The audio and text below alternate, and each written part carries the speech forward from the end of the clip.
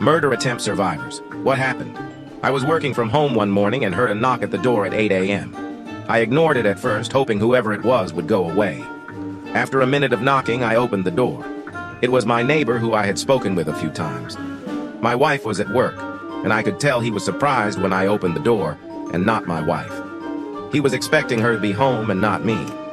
He noticed that I recently purchased a new car and asked if I could show it to him.